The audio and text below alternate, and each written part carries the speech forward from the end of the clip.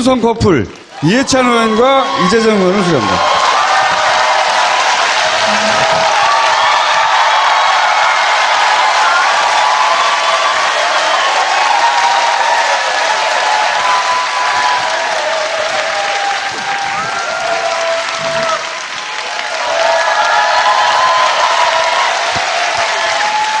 총리님, 광주에 오시니까 어떠세요? 광주는 제가 정치적으로 고향이라고 생각하는 곳이라서 지난번 여기 선거 치를 때 광주 상임 선대위원장을 제가 맡아서 했었습니다. 그래서 광주에서 지지율이 1등으로 나왔어요. 두 분이 묘한 공통점이 있어요. 두 분이 욱하면은 싸가지 그딴 거 필요 없어!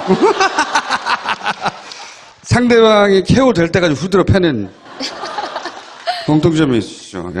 이해찬 전 총리님 그리고 의원님은 이번 대선이 누구보다 감회가 남다를 것 같아요. 그죠? 예, 정말 감격스러웠어요.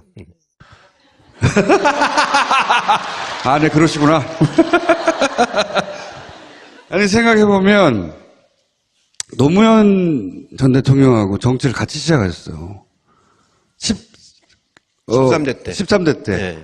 처음 국회의원이 같이 되셨고, 그리고 노무현 대통령이 되실 때 기획본부장이었던가요? 예, 네. 그랬습니다. 선거를 이기게 만든 분이죠.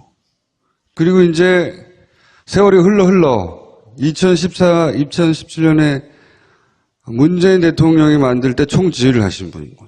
당선시켰다, 내가 당선시켰다 이렇게 하는데 그건 아니고요. 김대중 대통령이 당선되는 직기를 제가 따라다녔고요. 노무현 대통령 당선되는 그 직기를 제가 따라다녔고요. 문재인 대통령 당선되는 그 직기를 제가 따라다녔습니다. 세 번 따라다녔어요. 세 번. 자랑을 참 묘하게 하시네. 그 총리님은 좀만 기다려주세요. 할 얘기가 많으시기 때문에. 대선을 처음 치러봤더니 어때요, 이재명님? 그냥 투표날 제가 지지하는 후보만 이렇게 찍고 왔던 국민에서 처음으로 선거운동도 해보고 온몸을 던져가면서 온몸을 던졌죠. 네. 선거운동도 해보고 더 많은 국민을 만났던 경험이 짜릿했던 것 같아요. 선거 결과도 정말 감동적이었지만 그 과정에 있어서 다시 경험할 수 있을까 싶은 많은 감정들을 교감했던 것 같아요. 제일 신났던 순간이 언제였어요? 예? 제일 신났던 순간 춤출 때? 후보야 당선이 되던 말던 막. 예, 그런 걸로. 아니, 저는 제가 비례대표 의원이잖아요. 지역 고민이 없어서 사실 국민의 손을 잡는다는 게 어떤 건지 잘 몰라요. 전국구잖아요, 전국구. 예. 그러니까 표를 한번 달라고 해본 적이 없는 거지. 예, 이번에 처음으로 모든 지역구를 제 지역구처럼 다니면서 시장도 다녀보고 진짜 손 맞잡고 눈도 맞춰보고 또 저 박대하시는 분 끝까지 가서 이렇게 안아도 보고 처음 해봤거든요. 그러니까 정치인이 돼서 막연한 국민이었던 대상이 좀 체감하는 대상이 됐던 것 같아요. 그 경험이 정말 전 즐거웠어요. 그거 겪어보니까 비례 끝나고 꼭 지역구 나가야지. 진선미 의원이 처음에 비례가 되고 나서 1년차가 됐을 때 진선미 의원이 그랬어요. 절대 국회의원 다시는 안 한다고. 그걸 2년차, 3년차까지 내내 만날 때마다 얘기했거든요. 4년차 됐을 때 어디를 가는 게 좋을까? 민주당이 이렇게 잘 돌아갈 때 선거를 해본 거잖아요. 잘 안 돌아갈 때 선거 해본 경험을 못 해봤잖아요. 그렇죠. 사실상 국민적 성원도 최고일 때였고 그렇게 보면 뭐 난세의 영웅이 난다고 하는데 지금도 이렇게 많은 분들이 사랑해 주시면 그 난세였으면 제가 얼마나 더 빛났을까 하는 아쉬움도. 네, 굉장히 뻔뻔한 변호사였어요. 그리고 재판장에 나가면 이기고 저를 변호해 주는데. 자, 아무것도 모르는 사람의 얘기를 들어봤고요. 선거에 대해서. 이번, 이제 총리님, 이번 2017년의 선거는 어떤 점에서 남달랐습니까? 과거에 뭐 당의 화합의 측면에서라든지 선거 운동의 측면이라든지. 이번 선거는 정말 촛불 선거였다고 이제 그 염원이 타오르는 그런 촛불 혁명인데 이런 선거는 없죠. 저도 선거를 여러 번 치러봤습니다만 이번처럼 국민들 성원을 이렇게 많이 받고 이렇게 그러면서 아주 절박하고 또 대통령까지 탄핵시켜가면서 치르는 선거는 아마 이번이 처음이자 마지막일 겁니다. 앞으로 당선된 우리 당 후보들은 절대로 탄핵당하는 일이 없을 겁니다. 아니, 당이 일사불란하게 움직였다는 면에서도 이전과 비교할 수 없을 정도 아닌가요? 그렇죠.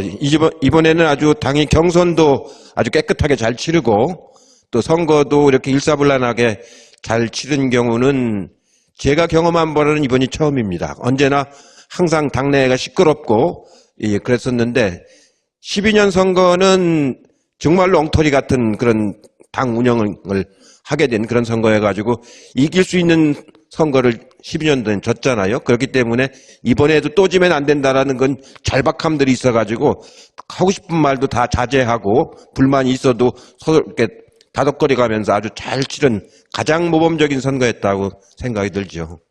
노무현 대통령을 당선시킨 2002년의 대선 것이 이번 대선을 비교하면 당의 조직이라든가 후보의 측면에서 어떻게 같고 어떻게 다른가요? 2002년도하고는 뭐 천양지차죠. 2002년도는 당에서 다른 후보를 단일화라고 하면서 다른 후보 단일화라고 하면서 다른 후보를 내용상으로 지지했지 않습니까? 그래서 그때는 노무현 후보를 지켜야 된다. 처음으로 이제 국민 경선을 해서 후보를 우리가 뽑았는데 그 후보가 설령 지지율이 낮다고 해서 끌어내려버리면은 당내 민주주의는 앞으로 영원히 못한다라는 그런 판단이 들었기 때문에 그때 120명 의원 중에서 40명 정도만 노무현 후보 캠프에서 참여해서 선거를 치렀어요. 나머지는 아예 선거에 참여를 안 했고 당사를 쓰지도 못하게 했습니다.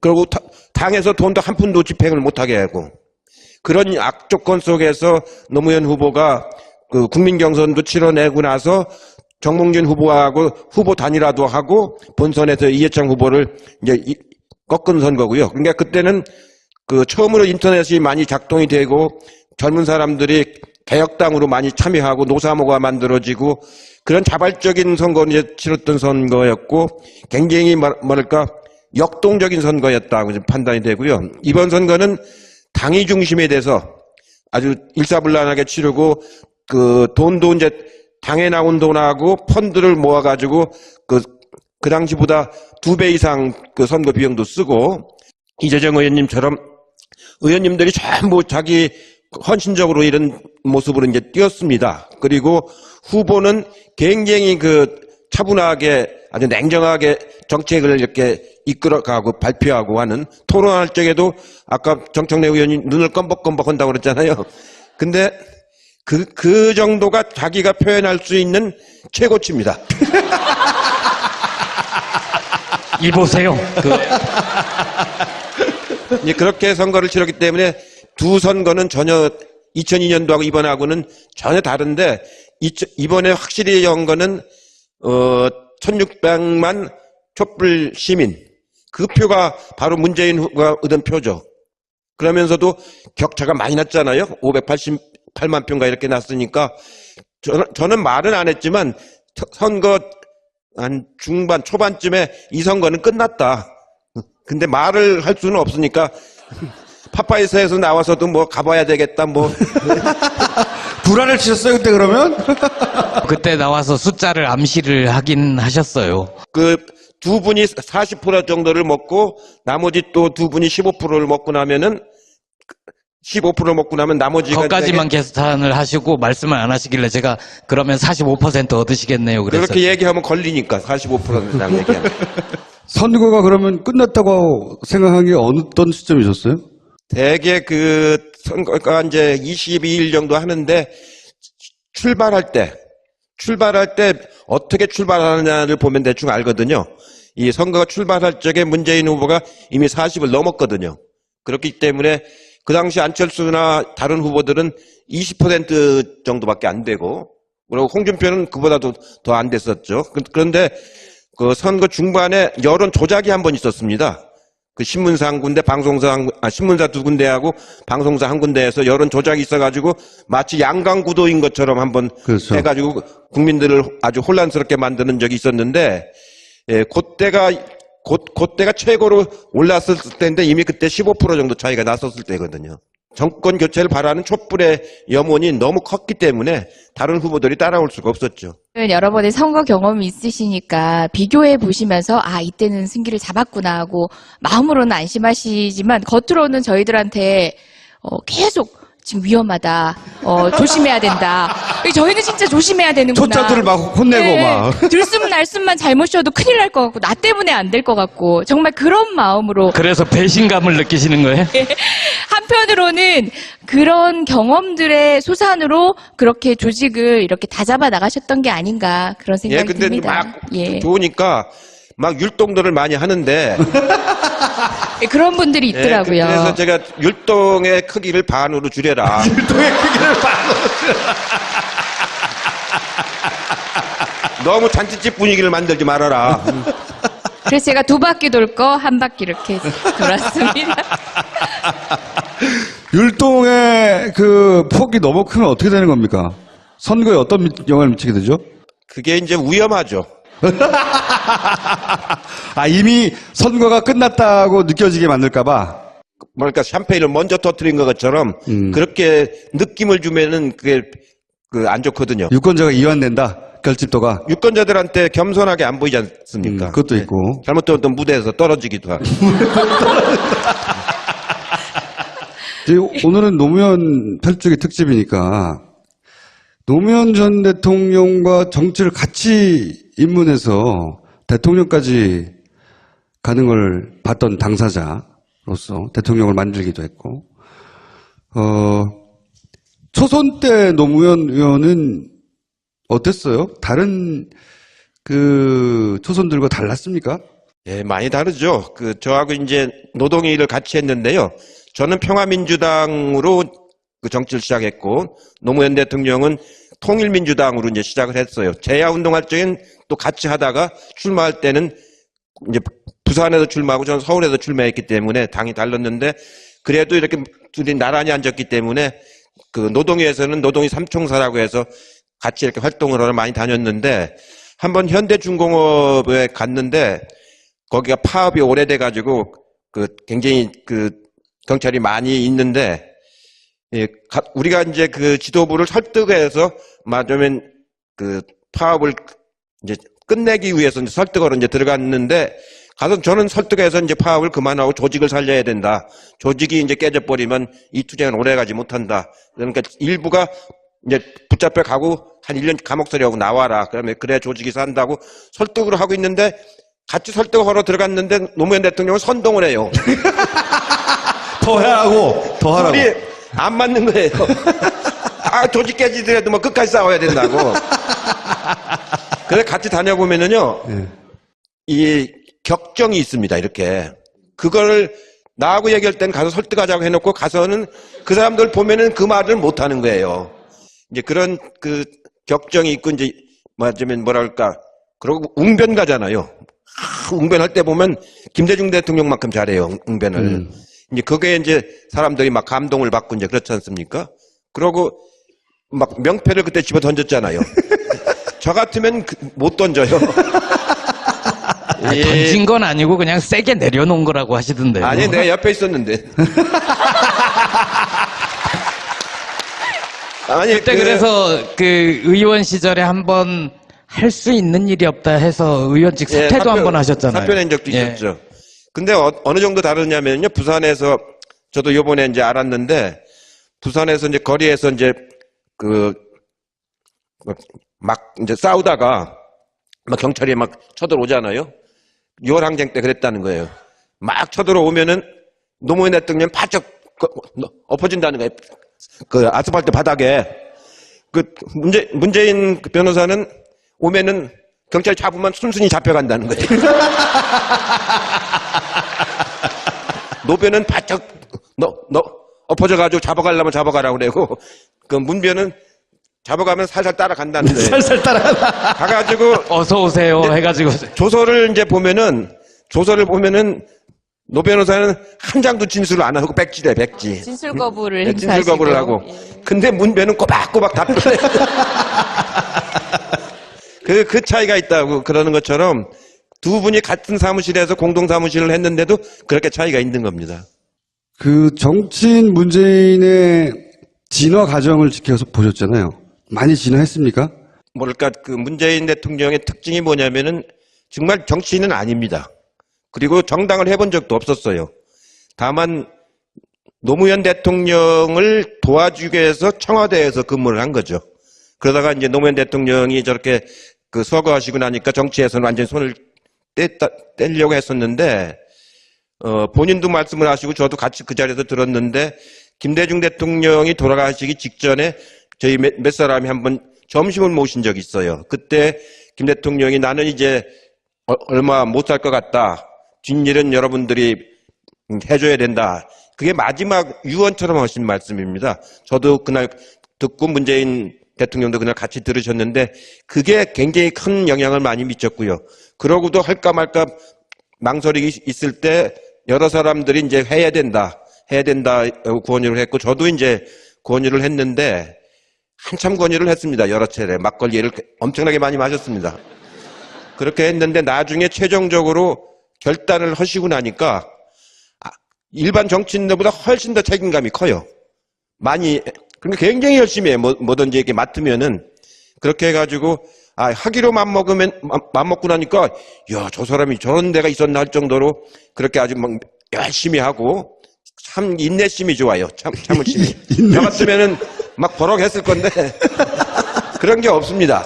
눈만 껌뻑. 그러면서 정 어이가 없어. 그렇게 해서 아주 책임감이 있기 때문에 그런 자세가 국민들한테 큰 신뢰감을 주고 본인이 이제 그 선비에서 이제 정치 지도자로 이렇게 거듭난 거죠. 네. 이제 정치를 본격적으로 해도 되겠다 이렇게 깜짝 놀랐던 순간 있어요? 믿었습니다. 특히 청와대에서 대통령을 보좌하면서 오래 근무를 했기 때문에 대통령이 어떻게 해야 되는지를 이미 다 학습을 많이 한 셈 아닙니까? 사실 노무현 대통령은 대통령 학습을 안 하고 바로 이제 들어가셨기 때문에 초기에 좀 이렇게 어려움이 있었는데 또 의석도 그때는 그 노무현 대통령 지지하는 의원들 숫자가 한 40명밖에 안 됐기 때문에 굉장히 어려움이 많았었는데 지금은 제1야당에다가 또 대통령의 맞으면 여러 가지 활동을 직접 본인은 아니지만 가까이에서 보신 분이 하기 때문에 언제 아주 많이 하신 분처럼 지금 이렇게 능란하게 아주 잘하시지 않습니까? 그런 점들이 정부를 이끌어가는데 아주 큰 힘이 될 거라고 생각을 하죠. 저 양반한테 저런 면이 있었네 이렇게 깜짝 놀랐다고 하셨잖아요. 뭐 그렇게 정치인으로서의 자질도 있구나 이렇게 생각이 드셨던 순간이 있냐 이거죠. 요즘에 맞으면 그전에는 어떤 결단이 느렸어요. 답답했죠. 그래서 이렇게 보면은 왜 저러나 좀 답답했었는데 대통령이 되고 나서는 업무 지시를 탁탁 내리잖아요. 필요한 시점에 시간 끌지 않고 그런 점들이 아주 놀라운 점들이죠. 보통 2012년에 문재인 대통령 후보와 2016년에 문재인 대통령 후보, 2017년에 문재인 대통령 후보를 비교하면서 진화했다, 많이 달라졌다라는 얘기를 하시는데, 물론 이제 달라지신 면도 있긴 하지만 저는 어떻게 보면 우리 시대가 요구하는 소통의 리더십에 대해서 사람들이 진가를 알아보기 시작한 면도 있는 것 같아요. 함께 달라졌다는 느낌이 들거든요. 당시에 문재인 대통령 후보가 부족했다라기보다는 그분의 진가가 제대로 국민들한테 설득되거나 그 당시에 필요한 리더십인지 우리가 모르고 있었던 점도 있고 그분 역시도 조금씩 발전하고 쌍방향 발전이 있지 않았나 그 생각을 물론이죠. 해요. 그렇죠. 예. 근데 문재인 대통령은 항상 똑같은 것 같아요, 그냥. 사석에서나, 공석에서나, 후보일 때나 자연인일 때나, 기본적으로 굉장히 일관되고 똑같은 것 같아요, 그죠? 아주 성실파죠. 그러니까 뭐가 변함이 없고 아주 성실한 뭐라고 그럴까요? 좀 진국이죠, 진국. 예. 그런 모습이 절대로 흐트러짐이 없고 그렇습니다. 보면 저도 벌써 한 30년을 같이 이렇게 살아왔는데 흐트러진 모습이거나 객적인 모습 이런 거를 한 번도 본 적이 없어요. 총리님, 저는 그거 한번 여쭤보고 싶은데 여기 광주기도 하니까 5.18 기념사 그거 어떻게 들으셨어요? 예, 그때는 제가 중국에 특사로 가 있어서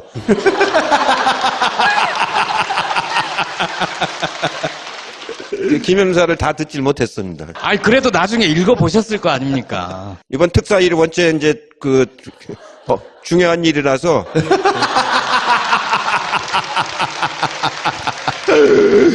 가신 일은 어떻게 해서 싸든 어떻게 되는 겁니까? 중국에서는 싸든 절대 안 된다고 그렇게 주장을 하죠. 네. 근데 이미 일부는 들어왔지 않습니까? 일부는 들어왔는데 그것 때문에 이제 한중 관계가 굉장히 경색이 됐는데 그걸 이제 풀어내는 게 이번 특사의 역할 중에 하나였는데 가서 이제 대화를 좀 많이 했습니다. 그러니까 그걸 들여온 한국 정부인데 들여온 정부는 박근혜 정부고 예, 그 정부하고 우리 정부를 비교하지 말아라.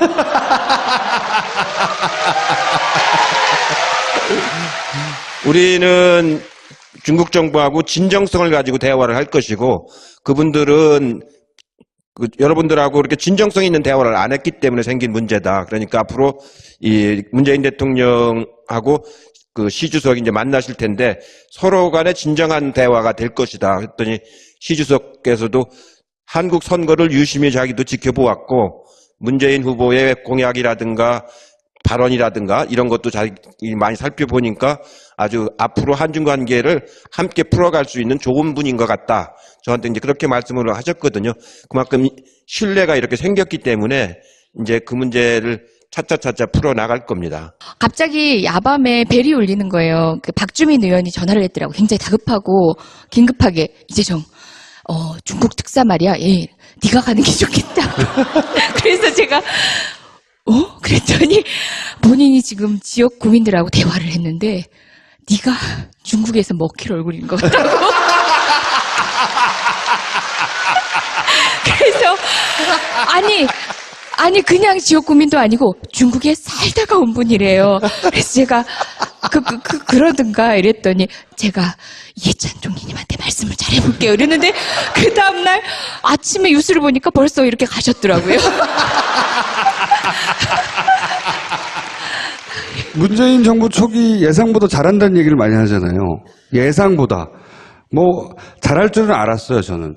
근데 잘할 거라고 기대했던 사람들보다도 더 그 기대치도 넘어설 정도로 현재까지는 이거 왜 잘하는 겁니까? 노무현 대통령 추도식에서 그 말씀을 하셨어요. 내가 지금 요즘에 하고 있는 것은 당연히 할 것을 그냥 순리대로 하는 걸 뿐이다. 근데 국민들이 굉장히 뭘 잘한 것처럼 이렇게 느끼시는데 그만큼 우리 사회가 비정상으로 가고 있었던 것을 정상화시키고 있는 것이다. 이런 말씀을 하셨거든요. 예, 정말 그 말씀이 진실입니다. 그만큼 박근혜 정부, 이명박 정부라고 하는 게 거의 뭐라고 그럴까요? 억지로 끌어가는 정부고, 맞으면 과포장돼 있거나 이렇게 겉포장돼 있는 그런 정부였었거든요. 그러다가 이제 그런 모습이 하나씩 없어지고 자연스러운 모습으로 이렇게 돌아가는 거거든요. 그렇기 때문에 예, 사람들이 더 이제 요즘에 그런 얘기를 해요. 굉장히 문재인 대통령 선거 딱 사람 하나 바꿨는데 이렇게 세상이 바뀌느냐고. 예, 그러고 굉장히 오래 하신 분 같다고 그래요. 그렇죠. 모두가 그 얘기를 해요. 아직 20일도 안 했는데. 네. 네. 그만큼 이제 이렇게 자연스럽게 원상으로 돌아가는 모습인데, 제가 봐도 아주 무리 없이 순리적으로 잘 풀어가시는 것 같아요. 총리님이 혹시 이번 선거 치르면서 울컥해서 눈물이 나고 그런 적 있으셨어요? 이 선거 기간 내내 혹은 선거가 끝난 이후라도? 저 원래 그렇게 울컥하는 거 그럴 것 같아서 제가 여쭤본 겁니다. 네. 총리님 마저 울컥한 데가 있었느냐? 23일 날 봉화에서 이제 거기에 대통령도 참석하시고 여러 사람들이 참석을 했지 않습니까? 제가 이제 노무현 재단 이사장이니까 나가서 인사말을 하려고 떡 올라갔는데 머릿속에 그렸던 말이 안 나와요. 울컥해가지고 오늘 8번째 추도식을 맞이해서까지는 했는데 그 다음에 말이 안 나와요. 울컥해가지고. 근데 이제 울컥은 안 하고 그 대신 인사말을 짧게 했죠. 짧게. 아니요, 충분히 느껴졌어요. 그 떨림이라는 게 감흥이 좀 느껴지긴 했어요. 예. 그래서 길게 말할 수가 없어가지고 그냥 짧게 하고 인사말을 했죠. 신문 기사 혹은 뭐 저녁 뉴스를 보다가 이렇게 혼자 울컥하시고 그런 순간은 없으셨어요? 뭐 당연히 이길 걸 이겼는데 뭐 내가 잘했지 뭐 그런 건가였나? 저희는 출구조사 결과를 출구조사 발표하기 한 2시간 전쯤이면 대충 압니다. 어떻게 이제 나왔는지를.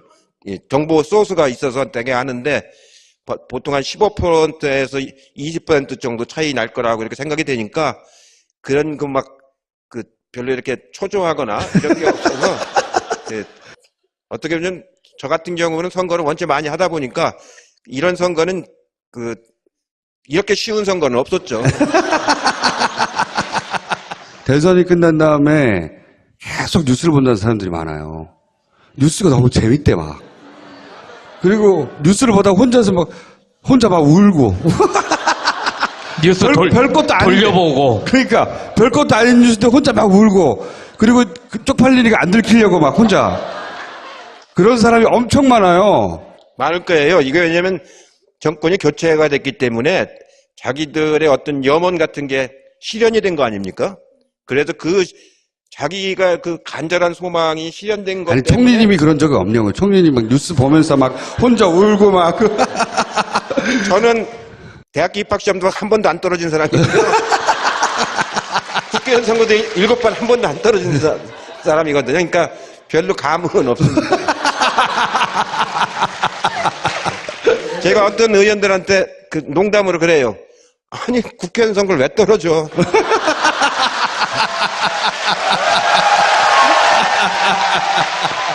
안 울 줄 알았어요. 내가 안 울 줄 알았어.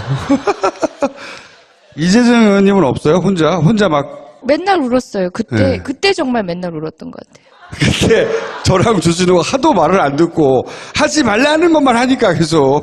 그때 이후로는 세상 사는 일이 되게 쉬워졌어요. 이거 혼자 이 기사 보다가 울컥울컥하고 그러지 않았어요? 저는 굉장히 잘 울어서 역시 이제 선배 의원님은 의연하게 그 출구조사를 보셨는데 전 출구조사를 보고도 막 울었거든요. 이 현장에서 다 같이 저희 당 의원님들, 당직자분들 그리고 카메라가 이런 무대에 있고 저희가 이렇게 밑에 있는데 그 카메라가 층층이 있는 모습 자체가 굉장히 재밌고 웃겨서 계속 웃고 있다가 갑자기 출구조사가 딱 나왔는데 눈물이 나는 거예요. 그냥 눈물이 나는 거예요. 이제 정말 손에 잡힌다는 생각이 들어서 우리 모두 노력했던 게 그때도 울었고요. 뭐 기사 볼 때마다 눈물인 것 같아요. 국정교과서 정말 속상하고 많은 분들이 거리에서 그렇게 고초를 겪으시면서도 안 됐던 게 국정교과서 이렇게 되나? 그러니까 한편으로는 허탈하기도 하고 그게 너무 감동적이었어요. 저는 매일 울었어요. 앞으로 걱정되는 것도 있으시죠? 이게 이제 이렇게 이 분위기만으로 5년을 갈 수는 없잖아요? 정청래 노회찬 의원도 말씀을 하셨는데 지금 기대가 너무 높지 않습니까? 80몇 프로 정도로 기대치가 너무 높기 때문에 그 기대치를 유지하려고 하는 거는 뭐 불가능한 일이고 또 이제 중간에 이제 막 우리가 해결하지 못하는 일도 또 막 생길 거고 그래가지고 이제 아마 여러 번 어려움을 겪을 겁니다. 제가 보기엔 금년에는 그렇게 위기가 올 것 같지는 않고 금년의 국정감사는 우리 정부가 한 것을 감사하는 게 아니고 박근혜 정부가 한 걸 감사하는 거거든요. 그러니까 국정감사가 우리는 이제 자료를 이제 정부로부터 받을 수가 있지 않습니까? 그리고 감사 대상은 박근혜 정부가 작년부터 올해까지 3월까지 한 걸 하는 거거든요. 그렇기 때문에 아마 박근혜 정부의 그 여러 가지 문제점들이 이번 국정감사를 통해서 아주 잘 드러날 거라고 이제 보고요. 이제 예산 편성하는 거는 법적 시한이 있기 때문에 야당이 막을 수가 없습니다. 그건 12월 2일 날 무조건 통과하는 거기 때문에. 그래서 예산 문제는 별 문제가 없는데 문제는 법률입니다. 법률 개정을 통해서 해야 할 적폐청산이라든가 개혁과제라든가 이런 것들이 이제 180석을 우리가 확보하지 못하면은 상정조차도 어렵거든요. 상정조차도. 그래서 그런 거에서 얼마만큼 정치력을 잘 발휘할 거냐. 그렇게 해서 함께 소통하면서 잘 갈 수 있게끔 근데 정치력을 발휘를 해야 되는 겁니다. 당대표하고 원내대표하고 대통령께서. 이제 이런 부분들이 앞으로 이제 다가올 과제들이 있는데 그때 이제 그거를 어느 정도 이제 기본은 잘 지켜나가면서도 서로 간에 이제 공존할 수 있는, 상생할 수 있는 그 기준을 잘 잡아나가는 게 중요하고요.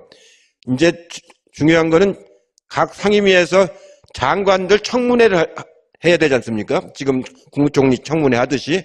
그때는 우리 여당이 그 장관 후보자들을 어떻게 이제 그 감싸는 건 아니지만 그래도 보호는 해야 될 거 아닙니까?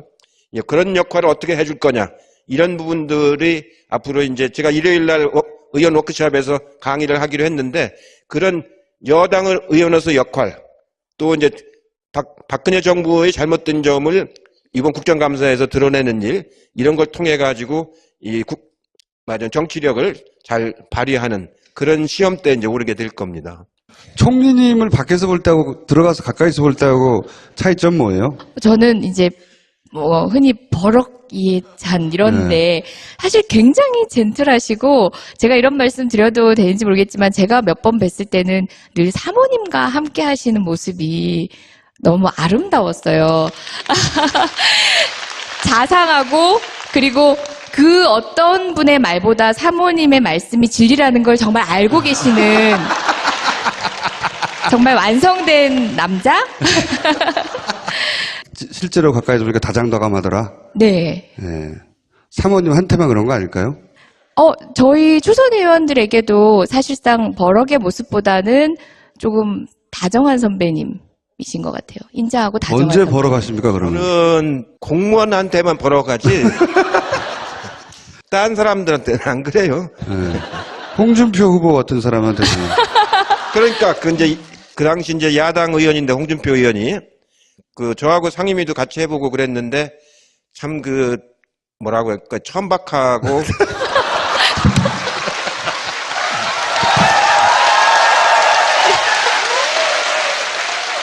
저는 솔직하게 말씀드리는 거예요. 불성실하거든요. 이렇게 같이 일을 해보면은. 그런 분이 한국 보수를 대표해서는 안 되죠. 이 보수가 훨씬 더 뭐라고 할까 무게가 있고 또 합리적인 보수는 아주 품위가 있고 또 이제 말씀도 격조가 있고 이제 그래야 되는 거거든요. 제가 보기에는 거기에는 전혀 해당이 안 되기 때문에 제가 보기에는 예전에 말씀하신 그 보수가 표방하던 가치 그 지점을 문재인 대통령이 거기까지 먹어버렸어요. 네. 이 진보 진영의 어떤 아이콘이기도 하지만 거기까지 먹어버렸어요. 지금 지지율이 높게 나온 건 그런 면도 있습니다. 사실은 예전에 보수가 좋아하던 캐릭터를 고스란히 가지고 있는 거거든요. 말을 격조 있게 하고. 그쪽에 괜찮은 분이 있으면 네. 안 뺏길 수도 있을 텐데 없잖아요. 그리고 웬만큼 격조 있어서는 이 양반처럼 격조 있기가 또 힘들어요. 그래서 저는 그러니까 노무현 정부가 겪었던 우여곡절, 그건 노무현 대통령의 인생, 그 기질과도 거의 비슷하게 막 왔다 갔다 하거든요. 그리고 누구나 매료될 수밖에 없는 인간적인 매력이 있는데, 문재인 대통령은 지지율도 보면, 깨작. 야금, 계속, 눈치 못 채는 사이에 계속 올라가요. 계속 올라가고, 한 번 올라간 지지율은 떨어지지도 않고, 사람을 알고 나면. 그래서 이 지지율은 저는 노무현 정부나 혹은 그 이전에 다른 정부가 이렇게 크게 등락을 거듭했던 것처럼 큰 폭으로 등락을 거듭할 것 같지 않아요, 저는. 그럴 겁니다. 문재인 대통령의 저거는 큰 충격적인 건 잘 안 하잖아요. 노무현 대통령을 저희가 모셔보면은요, 그렇게 오랫동안 같이 활동했는데도 어떤 때는 알 수가 없어요. 정말로. 응? 근데 문재인 대통령은 많이 보여요. 뭘 할 거라고 하는 게. 그러니까 굉장히 안심이 되죠. 안심이 되고 또 두 분 다 소탈하긴 다 마찬가지인데 문재인 대통령은 잘 경청을 잘 해요. 그 자기 주장보다도 듣기를 더 많이 듣는데 노무현 대통령은 일단 듣긴 듣는데 자기 주장이 더 세요. 저하고도 이렇게 논쟁을 해보면요. 듣긴 들어요. 안 듣는 건 아닌데 자기 주장이 원체 세니까 제가 밀려버린다고요. 문재인 대통령은 노무현 대통령에 대해서는 다들 화산 같은 이렇게 표현들을 다들 하시는데 문재인 대통령한테도 호랑이 같은 면이 있어요. 저도 버럭하는 걸 봤어요. 그걸 말을 안 해서 그렇지. 그래서 제가 그 부른 별명이 있었어요. 저 혼자 문재인 후보 시절에 꿀먹은 호랑이라고. 두 양반이 그렇게 달라요. 비슷한 점도 있지 않습니까? 거의 같은 생활을 하신 분이기 때문에 같은 일을 하다 보면 다 비슷해집니다. 그 생각이라든가 감정은 좀 뭐 그렇지 않지만 생각이나 논리나 이런 건 비슷해지거든요. 그래서 그 처음에 가서 노변 문변하면 이게 사자성어인 줄 알아요. 노변 문변 사자성어. 이제 그럴 정도로 맞으면 닮은 꼴이죠. 맞으면. 그러고 노동운동 하는 사람들 변론하는 거 이런 걸 주로 맡아서 하고 또 이제 정의감이 아주 강한 부분 그 뭐랄까요 그 책임감 이런 것들은 거의 뭐 그 차이가 없죠. 차이가 없고 성격만 달라요. 성격만. 노무현 대통령 얘기하면서 이렇게 사람들이 슬퍼하고 이번에는 문재인 대통령은 그렇게 보내지 말아야지 하는 그 정서적인 것도 이 변화된 유권자에 포함되어 있는 거잖아요. 문재인 대통령에게 문재인 대통령을 이렇게 봐줬으면 좋겠다거나 유권자들한테 부탁하고 싶은 얘기가 있으세요 혹시? 완벽한 지도자나 완벽한 정치 권력은 없다고 봐요. 지금 기대 이상으로 잘해주고 계시고 만족스럽고 또 다른 기대 더 이제 저희가 더 높여서 하기도 하고 하지만 언젠가는 그러니까 반드시 실망해야 된다가 아니라 실망할 수도 있고 많은 분들이 최대한 시행착오를 줄이기 위해서 대통령 옆에서 보자도 하고 저희 더불어민주당도 함께 상의를 하겠지만 혹여 국민 여러분들께서 실망하게 되는 어떤 상황이 된다면 우리가 이번에 뽑은 지도자는 아, 내가 이 길이 아니구나 하면 돌아올 용기까지도 있는 분이라는 거예요.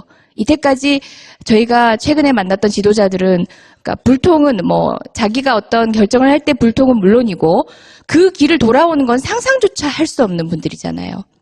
그렇지만 돌아올 수 있는 용기, 자기를 반성할 수 있는 용기, 그리고 또 이 권력을 국민 여러분들 촛불로 만들어 주셨다는 걸 너무 잘 알기 때문에 국민 여러분께 귀 기울일 수 있는 그런 지도자를 정말 얼마 만에 얻으셨는지 거기에 대한 기대는 끝까지 아마 만족시켜 주시지 않을까 생각합니다. 근데 혹시 총리님 안 하신 얘기 있으세요? 문재인 대통령 여러분들이 못 보고 있는 걸 보는데요. 제가 늘 느끼는 건데 참 진실한 사람입니다. 아주 그 진실하고 우리도 다 보고 있어요. 진실하고 그 이렇게 뭐랄까요 그 책임감이 아니 원칙이 굉장히 강하신 분이에요. 한번 원칙이 쓰면은 요지부동입니다. 그래서 그런 면모를 많이 봤는데 아마 그렇게 국정을 끌어가면은 그 국정은 성공적으로 잘 갈 거라고 저는 믿습니다. 자, 두 분 여기가 거든요. 그렇기 때문에 그 당시 안철수나 다른 후보들은 20% 정도밖에 안 되고 그리고 홍준표는 그보다도 더 안 됐었죠. 그런데 그 선거 중반에 여론 조작이 한 번 있었습니다. 그 신문사 한 군데, 신문사 두 군데하고 방송사 한 군데에서 여론 조작이 있어가지고 마치 양강구도인 것처럼 한번 그렇죠. 해가지고 국민들을 아주 혼란스럽게 만드는 적이 있었는데, 그때가 최고로 올랐을 때인데 이미 그때 15% 정도 차이가 났었을 때거든요. 정권 교체를 바라는 촛불의 염원이 너무 컸기 때문에 다른 후보들이 따라올 수가 없었죠. 여러 번의 선거 경험이 있으시니까 비교해 보시면서 아 이때는 승기를 잡았구나 하고 마음으로는 안심하시지만 겉으로는 저희들한테 계속 지금 위험하다. 조심해야 된다. 저희는 진짜 조심해야 되는구나. 초짜들을 막 혼내고 막. 들숨 날숨만 잘못 쉬어도 큰일 날 것 같고 나 때문에 안 될 것 같고 정말 그런 마음으로 그래서 배신감을 느끼시는 거예요? 한편으로는 그런 경험들의 소산으로 그렇게 조직을 이렇게 다잡아 나가셨던 게 아닌가 그런 예, 생각이 근데 듭니다. 막 예. 좋으니까 막 율동들을 많이 하는데 예, 그런 분들이 예, 있더라고요. 그래서 제가 율동의 크기를 반으로 줄여라. 율동의 크기를 반으로 줄여라. 너무 잔치집 분위기를 만들지 말아라. 그래서 제가 2바퀴 돌 거 1바퀴 이렇게 돌았습니다. 율동의 그 폭이 너무 크면 어떻게 되는 겁니까? 선거에 어떤 영향을 미치게 되죠? 그게 이제 위험하죠. 아, 이미 선거가 끝났다고 느껴지게 만들까봐. 뭐랄까 샴페인을 먼저 터뜨린 것처럼 그렇게 느낌을 주면은 그게 안 좋거든요. 유권자가 이완된다. 결집도가. 유권자들한테 겸손하게 안 보이지 않습니까? 그것도 있고. 잘못하면 또 무대에서 떨어지기도 하고. 오늘은 노무현 8주기 특집이니까 노무현 전 대통령과 정치를 같이 입문해서 대통령까지 가는 걸 봤던 당사자로서 대통령을 만들기도 했고,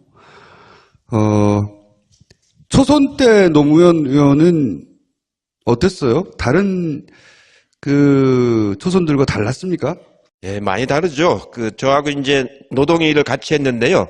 저는 평화민주당으로 정치를 시작했고, 노무현 대통령은 통일민주당으로 이제 시작을 했어요. 재야운동할 적엔 또 같이 하다가 출마할 때는 이제 부산에서 출마하고 저는 서울에서 출마했기 때문에 당이 달랐는데, 그래도 이렇게 둘이 나란히 앉았기 때문에 노동위에서는 노동위 삼총사라고 해서 같이 이렇게 활동을 하러 많이 다녔는데, 한번 현대중공업에 갔는데 거기가 파업이 오래돼 가지고 굉장히 경찰이 많이 있는데, 예, 우리가 이제 지도부를 설득해서 맞으면 파업을 이제 끝내기 위해서 이제 설득으로 이제 들어갔는데, 가서 저는 설득해서 이제 파업을 그만하고 조직을 살려야 된다. 조직이 이제 깨져버리면 이 투쟁은 오래가지 못한다. 그러니까 일부가 이제 붙잡혀 가고 한 1년 감옥살이하고 나와라. 그래야 조직이 산다고 설득을 하고 있는데, 같이 설득하러 들어갔는데 노무현 대통령은 선동을 해요. 더 하라고. 우리 안 맞는 거예요. 조직 깨지더라도 뭐 끝까지 싸워야 된다고. 그래서 같이 다녀보면은요, 네. 이 격정이 있습니다. 이렇게 그걸 나하고 얘기할 때는 가서 설득하자고 해놓고 가서는 그 사람들 보면은 그 말을 못 하는 거예요. 이제 그런 격정이 있고, 이제 맞으면 뭐랄까, 그러고 웅변 가잖아요. 웅변할 때 보면 김대중 대통령만큼 잘해요, 웅변을. 이제 그게 이제 사람들이 막 감동을 받고 이제 그렇지 않습니까? 그러고 막 명패를 그때 집어 던졌잖아요. 저 같으면 못 던져요. 아니, 던진 건 아니고 그냥 세게 내려놓은 거라고 하시던데요. 아니, 내가 옆에 있었는데. 아니, 그때 그래서 의원 시절에 한번 할 수 있는 일이 없다 해서 의원직 사퇴도 한번 하셨잖아요. 사퇴한 적도 있었죠. 근데 어느 정도 다르냐면요. 부산에서 저도 요번에 이제 알았는데, 부산에서 이제 거리에서 이제 막 이제 싸우다가 막 경찰이 막 쳐들어오잖아요. 6월 항쟁 때 그랬다는 거예요. 막 쳐들어오면은 노무현 대통령 바짝 엎어진다는 거예요. 아스팔트 바닥에. 문재인 변호사는 오면은 경찰이 잡으면 순순히 잡혀간다는 거예요.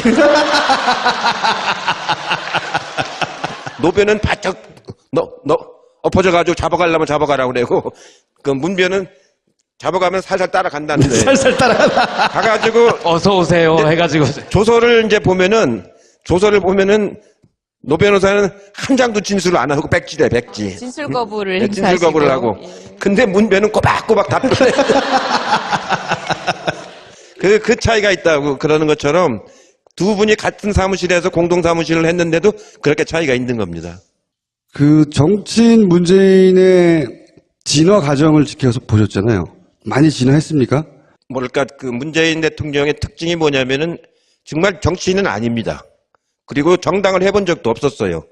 다만 노무현 대통령을 도와주기 위해서 청와대에서 근무를 한 거죠. 그러다가 이제 노무현 대통령이 저렇게 그 서거하시고 나니까 정치에서는 완전히 손을 떼려고 했었는데, 본인도 말씀을 하시고 저도 같이 그 자리에서 들었는데, 김대중 대통령이 돌아가시기 직전에 저희 몇 사람이 한번 점심을 모신 적이 있어요. 그때 김 대통령이 나는 이제 얼마 못 살 것 같다. 뒷일은 여러분들이 해줘야 된다. 그게 마지막 유언처럼 하신 말씀입니다. 저도 그날 듣고 문재인 대통령도 그날 같이 들으셨는데 그게 굉장히 큰 영향을 많이 미쳤고요.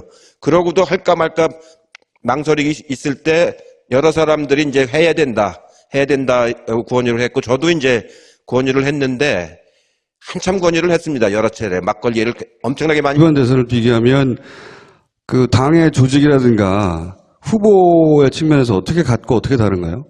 2002년도하고는 뭐 천양지차죠. 2002년도는 당에서 다른 후보를 단일화라고 하면서 다른 후보를 내용상으로 지지했지 않습니까? 그래서 그때는 노무현 후보를 지켜야 된다. 처음으로 이제 국민 경선을 해서 후보를 우리가 뽑았는데 그 후보가 설령 지지율이 낮다고 해서 끌어내려 버리면은 당내 민주주의는 앞으로 영원히 못한다라는 그런 판단이 들었기 때문에 그때 120명 의원 중에서 40명 정도만 노무현 후보 캠프에서 참여해서 선거를 치렀어요. 나머지는 아예 선거에 참여를 안 했고 당사를 쓰지도 못하게 했습니다. 그리고 당에서 돈도 한 푼도 집행을 못하게 하고 그런 악조건 속에서 노무현 후보가 그 국민 경선도 치러내고 나서 정몽준 후보하고 후보 단일화도 하고 본선에서 이해창 후보를 이제 꺾은 선거고요. 그러니까 그때는 그 처음으로 인터넷이 많이 작동이 되고 젊은 사람들이 개혁당으로 많이 참여하고 노사모가 만들어지고 그런 자발적인 선거를 이제 치렀던 선거였고 굉장히 뭐랄까 역동적인 선거였다고 판단이 되고요. 이번 선거는 당이 중심에 돼서 아주 일사불란하게 치르고 그 돈도 이제 당에 나온 돈하고 펀드를 모아가지고 그 당시보다 2배 이상 그 선거 비용도 쓰고 이재정 의원님처럼 의원님들이 전부 자기 헌신적으로 이런 모습으로 이제 뛰었습니다. 그리고 후보는 굉장히 그 차분하게 아주 냉정하게 정책을 이렇게 이끌어가고 발표하고 하는 토론할 적에도 아까 정청래 의원이 눈을 껌벅껌벅 한다고 그랬잖아요. 근데 그 정도가 자기가 표현할 수 있는 최고치입니다. 이 보세요. 이제 그렇게 선거를 치렀기 때문에 두 선거는 전혀 2002년도하고 이번하고는 전혀 다른데 이번에 확실히 연 거는 1600만 촛불 시민 그 표가 바로 문재인 후보가 얻은 표죠. 그러면서도 격차가 많이 났잖아요. 588만 표인가 이렇게 났으니까 저는 말은 안 했지만 선거 한 중반 초반쯤에 이 선거는 끝났다. 근데 말을 할 수는 없으니까 파파이사에서 나와서도 뭐 가봐야 되겠다 뭐 불안을 치셨어요 그때 그러면? 그때 나와서 숫자를 암시를 하긴 하셨어요. 그 두 분이 40% 정도를 먹고 나머지 또 두 분이 15%를 먹고 나면은 15% 먹고 나면 나머지가 거기까지만 계산을 하시고 말씀을 안 하시길래 제가 그러면 45% 얻으시겠네요. 그래서 그렇게 얘기하면 걸리니까 45%랑 얘기하면 선거가 그러면 끝났다고 생각한 게 어떤 시점이셨어요? 대개 그 선거가 이제 22일 정도 하는데 출발할 때 어떻게 출발하느냐를 보면 대충 알거든요. 이 선거가 출발할 적에 문재인 후보가 이미 40을 넘었고 국민의 손을 잡는다는 게 어떤 건지 잘 몰라요. 전국구잖아요. 전국구. 예. 그러니까 표를 한번 달라고 해본 적이 없는 거지. 예, 이번에 처음으로 모든 지역구를 대지역구처럼 다니면서 시장도 다녀보고 진짜 손 맞잡고 눈도 맞춰보고 또 저 박대하시는 분 끝까지 가서 이렇게 안아도 보고 처음 해봤거든요. 그러니까 정치인이 돼서 막연한 국민이었던 대상이 좀 체감하는 대상이 됐던 것 같아요. 그 경험이 정말 전 즐거웠어요. 그거 겪어보니까 비례 끝나고 꼭 지역구 나가야지. 진선미 의원이 처음에 비례가 되고 나서 1년 차가 됐을 때 진선미 의원이 그랬어요. 절대 국회의원 다시는 안 한다고. 그걸 2년차, 3년차까지 내내 만날 때마다 얘기했거든요.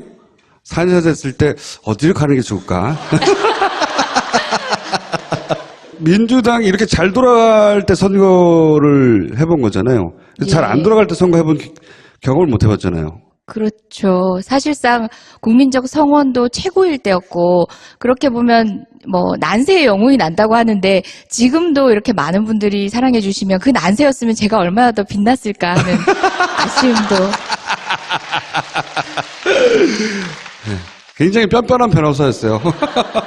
그리고 재판장에 나가면 이기고, 저를 변호해 주네.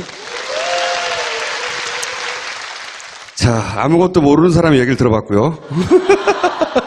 선거에 대해서. 이번, 총리님, 이번 2017년의 선거는 어떤 점에서 남달랐습니까? 과거에 뭐 당의 화합의 측면에서라든지 선거 운동의 측면이라든지. 이번 선거는 정말 촛불 선거였다고 이제 그 염원이 타오르는 그런 촛불 혁명인데 이런 선거는 없죠. 저도 선거를 여러 번 치러봤습니다만 이번처럼 국민들 성원을 이렇게 많이 받고 이렇게 그러면서 아주 절박하고 또 대통령까지 탄핵시켜가면서 치르는 선거는 아마 이번이 처음이자 마지막일 겁니다. 앞으로 당선된 우리 당 후보들은 절대로 탄핵당하는 일이 없을 겁니다. 아니, 당이 일사불란하게 움직였다는 면에서도 이전과 비교할 수 없을 정도 아닌가요? 그렇죠. 이번에는 아주 당이 경선도 아주 깨끗하게 잘 치르고 또 선거도 이렇게 일사불란하게 잘 치른 경우는 제가 경험한 바로는 이번이 처음입니다. 언제나 항상 당내가 시끄럽고 그랬었는데 12년 선거는 정말로 엉터리 같은 그런 당 운영을 하게 된 그런 선거여가지고 이길 수 있는 선거를 12년 전에 졌잖아요. 그렇기 때문에 이번에도 또 지면 안 된다라는 건 절박함들이 있어가지고 하고 싶은 말도 다 자제하고 불만이 있어도 서로 이렇게 다독거려가면서 아주 잘 치른 가장 모범적인 선거였다고 생각이 들죠. 노무현 대통령을 당선시킨 2002년의 대선 거치 이분선 커플 이해찬 의원과 이재정 의원을 소개합니다.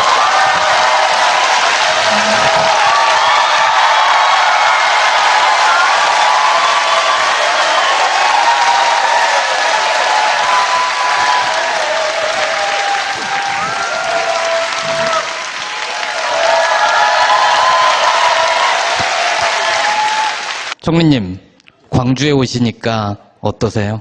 광주는 제가 정치적으로 고향이라고 생각하는 곳이라서 지난번 여기 선거 치를 때 광주 상임 선대위원장을 제가 맡아서 했었습니다. 그래서 광주에서 지지율이 1등으로 나왔어요. 두 분이 묘한 공통점이 있어요. 두 분이 욱하면은 싸가지 그딴 거 필요 없어. 상대방이 KO 될 때까지 후드로 패는 공통점이 있으시죠. 네. 이해찬 전 총리님 그리고 의원님은 이번 대선이 누구보다 감회가 남다를 것 같아요. 그죠? 예, 정말 감격스러웠어요. 아, 네, 그러시구나. 아니, 생각해보면, 노무현 전 대통령하고 정치를 같이 시작하셨어요. 13대 때. 13대 때. 네. 처음 국회의원이 같이 되셨고, 그리고 노무현 대통령이 되실 때 기획본부장이었던가요? 예, 네. 그랬습니다. 선거를 이기게 만든 분이죠. 그리고 이제 세월이 흘러 2017년에 문재인 대통령이 만들 때 총지휘를 하신 분이고. 당선시켰다, 내가 당선시켰다 이렇게 하는데 그건 아니고요. 김대중 대통령이 당선되는 뒷길을 제가 따라다녔고요. 노무현 대통령 당선되는 그 뒷길을 제가 따라다녔고요. 문재인 대통령 당선되는 그 뒷길을 제가 따라다녔습니다. 세 번 따라다녔어요. 자랑을 참 묘하게 하시네. 그 총리님은 좀만 기다려주세요. 할 얘기가 많으시기 때문에. 대선을 처음 치러봤더니 어때요, 이재명님? 그냥 투표날 제가 지지하는 후보만 이렇게 찍고 왔던 국민에서 처음으로 선거운동도 해보고 대선을 온몸을 두고. 던져가면서 온몸을 던졌죠. 선거운동, 네. 선거운동도 해보고 더 많은 국민을 만났던 경험이 짜릿했던 것 같아요. 선거 결과도 정말 감동적이었지만 그 과정에 있어서 다시 경험할 수 있을까 싶은 많은 감정들을 교감했던 것 같아요. 제일 신났던 순간이 언제였어요? 예? 제일 신났던 순간 춤출 때? 후보야 당선이 되던 말던 막. 예, 그런 걸로. 아니, 저는 제가 비례대표 의원이잖아요. 지역 고민이 없어서 사실